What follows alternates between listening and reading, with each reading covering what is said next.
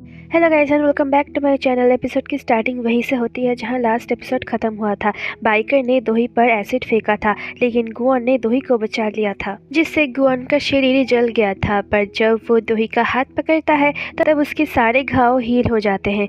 दोही हैरान हो जाती है तो गुआन उसे बता देता है कि मैं एक डीमन हूँ, जिससे तुम इंसान डेविल बोलते हो। दोही गुआन को देखने ही लगती है। सीन कट होता है। दोही पुलिस स्टेशन में बैठी थी। डिटेक्टिव आता है और बोलता है वो सल्फ्यूरिक एसिड थी जिसे आप पर फेंका गया था और इससे आपकी जान भी जा सकती थी। डिटेक्टिव दोही से पूछता है कि आपको किसी पे शक है, तो दोही तेजुन की मौत की न्यूज़ सोचती है और डिटेक्टिव को बोलती है नहीं, मुझे किसी पर कोई शक नहीं है। इधर पुलिस स्टेशन में गुआन दोही का इंतजार कर रहा था। तभी वहाँ एक बेघर ओल्ड लेडी आती है। पुलिस गुआन को कॉफी देता है, पर गुआन बोलता है मैं इस तरह फालतू की चीजें नहीं पीता। पुलिस वाला पूछता है क्या तुम अब्रॉड से आए हो, तो गुआन बोलता है मुझे गलत मत समझो, बट मेरे लुक्स के हिसाब से मेरी एज बहुत है। इधर एक डिटेक्टिव उसी ओल्ड लेडी का बैकग्राउंड चेक करता है, जिनका नाम है नौ सुख नियो, बट एड्रेस नहीं है। वो ओल्ड लेडी गुआन के पास आती है और उसका ड्रिंक अजीब तरह से टेस्ट करती है। ओल्ड लेडी बोलती है तुम अभी एक धागे से जुड़े हुए हो और तुम मर भी सकते हो। तो ही बाहर आती है और डिटेक्टिव को बोलती है आपको जैसे ही कोई इन्फॉर्मेशन मिले तो मुझे बता दीजिएगा। डिटेक्टिव हाँ बोलता है तो दोनों जाने लगते हैं। उनको देख डिटेक्टिव एक और डिटेक्टिव को बोलता है मुझे लगता है ये दोनों शादी करेंगे। तो पीछे से वही ओल्ड लेडी आके बोलती है फाइनली किस्मत का पहिया घूमने लगा। दोही और गुआन गाड़ी से जा रहे थे। दोही बोलती है तुम बोल रहे हो तुम एक डीमन हो, तो दोही उसे पोकेमॉन से कंपेयर करती है। गुआन थोड़ा चिढ़ के बोलता है डीमन का काम होता है इंसानों से डील करना। दोही पूछती है किस तरह की डील्स। गुआन बोलता है बेसिकली हम इंसानों की विश पूरी करते हैं। तो दोही बोलती है अच्छा, चीनी बॉटल की तरह।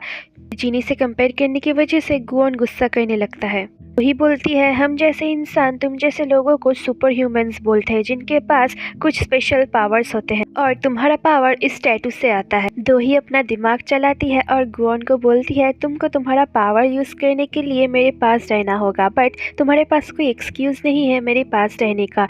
तुम ना तो मेरे एक्स हो और ना ही मेरे बॉयफ्रेंड। गुआन बोलता है जो बोलना चाहती हो साफ साफ बोलो। तो दोही बोलती है तुम मेरे बॉडीगार्ड बन जाओ। गुआन बोलता है मैं एक डीमन हूँ। दोही बोलती है तुम जानते हो अभी मुझे कोई मारना चाहता है, और अगर मैं मर गई तो तुम भी मुश्किल में आ जाओगे क्योंकि तुम्हारा टैटू तो मेरे हाथ में है। पर फिर भी गुआन नहीं मानता। गुआन गाड़ी से बाहर निकलता है तो दोही पूछती है तुम कहाँ जा रहे हो, तो गुआन बोलता है तुमको डोर तक छोड़ने। दोही बोलती है यही तो बॉडीगार्ड्स करते हैं, इससे ज्यादा कुछ नहीं। बट गुआन बोलता है मैंने कह दिया ना मैं तुम्हारा बॉडीगार्ड नहीं बनूंगा बस। वो दोनों अंदर चले जाते हैं और उन पर वही एसिड वाला बाइकर नजर रख रहा था, और ये वही किलर है। किलर घर आता है और दोही की फोटो को एक साइको की तरह घूरने लगता है। नेक्स्ट सीन में गुआन अपने ऑफिस में था। वो ये सोच परेशान हो रहा था अगर फिर से किसी ने दोही पर अटैक कर दिया तो मेरा टैटू भी चला जाएगा। पार्क उसको बोलता है अगर आप इतना ही सोच रहे हो तो आप उनके बॉडीगार्ड ही क्यों नहीं बन जाते, आखिर डीमंस तो इंसानों के बॉडीगार्ड्स ही होते हैं। गुआन बोलता है ये क्या बकवास कर रहे हो। पार्क डीमंस की किताब को पढ़ता है और बोलता है यहाँ लिखा है बहुत साल पहले डीमंस इंसानों के बीच में ही रहते थे और इंसान की गार्डियन बन के उन्हें प्रोटेक्ट करते थे, और गार्डियंस तो एक तरह का बॉडीगार्ड्स ही होते हैं ना। गुआन बोलता है मुझे बस डीमंस बन के रहना है। पार्क बोलता है दोही को तो पता चल गया आपके डीमन होने की बात, अगर उसने किसी को बता दिया तो। गुआन बोलता है वो नहीं बताएगा। गुआन बोलता है तुम्हें पता नहीं इंसान कैसे होते हैं। ये बोल वो कुछ साल पहले की बात सोचने लगता है जब एक लड़की चर्च में बोल रही थी गुआन को देख कि वो कितना हैंडसम और कितना हॉट है। वो तो सबके सामने गुआन की तारीफ कर रही थी और बोलती है मुझे तो डीमन से प्यार हो गया है, पर वहाँ गुआन आके सबकी मेमोरीज मिटा देता है। दोही गुआन को मैसेज करती है और बोलती है क्या तुम तैयार हो मेरे बॉडीगार्ड बनने के लिए, बट गुआन उसका कोई रिप्लाई नहीं देता। तो दोही उससे धमकी देने लगती है अगर तुम नहीं माने तो मैं तुम्हारा टैटू को लेजर से जला दूंगी। गुआन गुस्सा होता है पर फिर भी कोई रिप्लाई नहीं करता। दोही उस टैटू के बारे में सोच रही थी कि क्या सच में इसमें कोई पावर्स है। तभी न्यूज में फिर से तेजुन की मौत की खबर सुना रहा था। तो दोही दादी जू को कॉल करती है और तेजुन का कॉल और उसकी मौत के बारे में बता देती है और पूछती है कंपनी में सब कुछ ठीक तो चल रहा है ना। तो दादी बोलती है कंपनी में सब ठीक चल रहा है, तुम इन सब बातों पे ध्यान ना दे के अपना काम संभालो। और कॉल काट देती है। अब दादी जो सेक्रेटरी यून को कॉल करती है और उनके कंपनी के 10 साल का फाइनेंशियल रिपोर्ट्स मंगवाती है। दादी उन रिपोर्ट्स को देखती है और बोलती है, मैंने इतने सालों तक इन पे कोई ध्यान नहीं दिया, पर अब आगे से ऐसा नहीं होगा। नेक्स्ट डे गुआन का मूड बहुत फ्रेश था।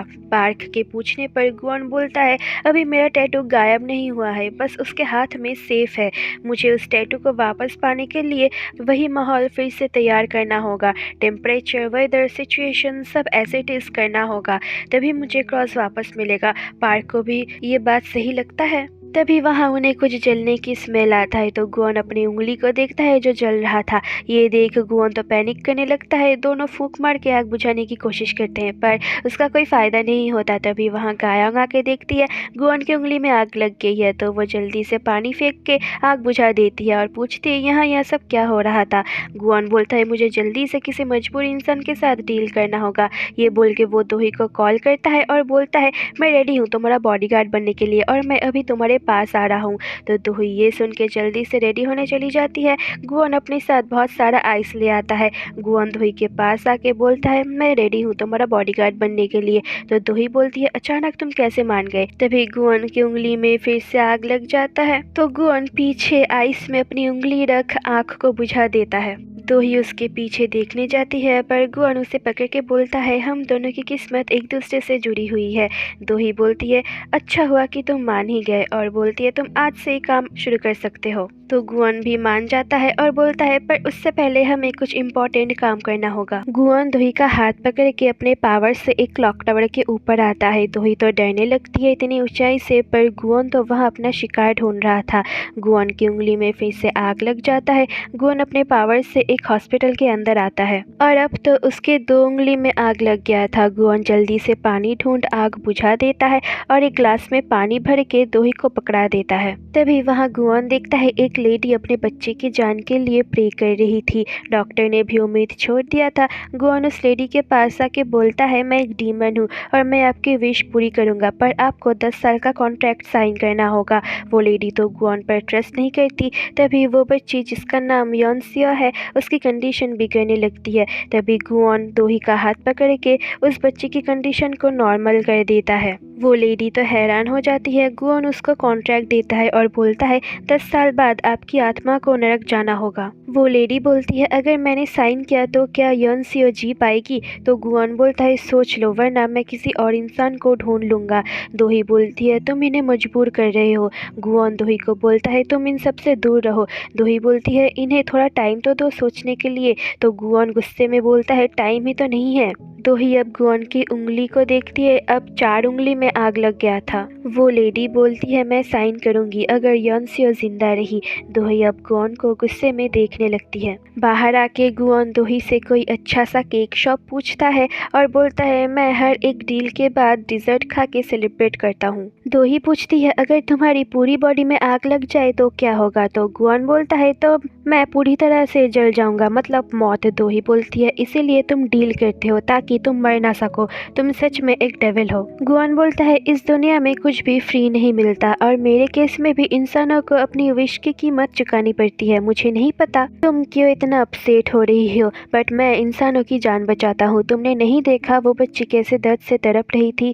तो दोही बोलती है, अगर उस बच्ची को पता चला उसकी जान बची है अपने मॉम के जान के बदले तो क्या वो खुश रह पाएगी? वो इस बात से हमेशा रिग्रेट करेगी। गुआन बोलता है, ये सब इंसानों की जिंदगी का एक हिस्सा है। तो दोही जाने लगती है। गुआन उसका हाथ पकड़ के बोलता है, चलो तुम्हें ऑफिस छोड़ दूँ। तो दोही बोलती है, नहीं, पहले दूसरों की मजबूरियों का फ़ायदा उठाना बंद करो।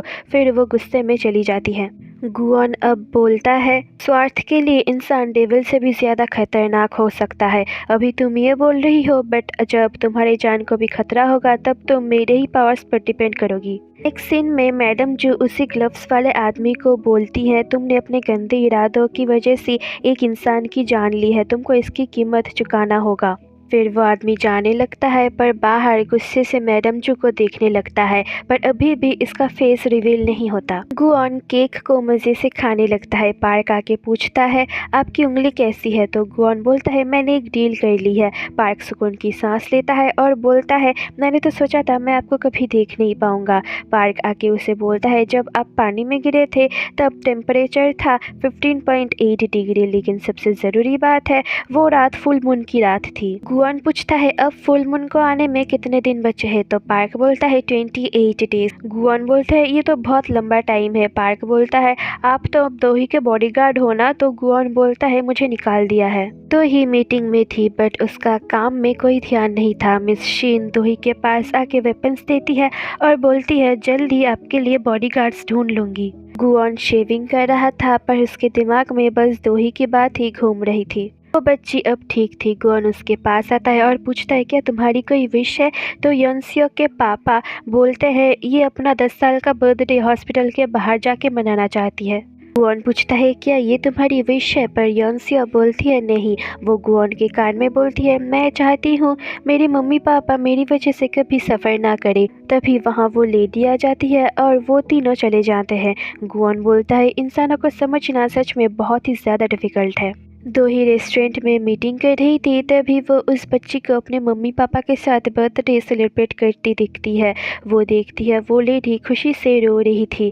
दोही घर जा रही थी तभी बहुत बारिश होती है। दोही कार से बाहर आती है और गुआन उसके ऊपर अम्ब्रेला पकड़ता है और दोनों एक दूसरे को देखने लगते हैं। और एपिसोड 3 का फर्स्ट पार्ट यही ख़त्म हो जाता है। मैं इसका आधा पार्ट जल्दी से लाऊंगी, इसीलिए आप लोग जल्दी से वीडियो को लाइक करके चैनल को सब्सक्राइब कर दो। मिलती हूँ एपिसोड 3 के सेकेंड पार्ट में, तब तक के लिए बाय बाय।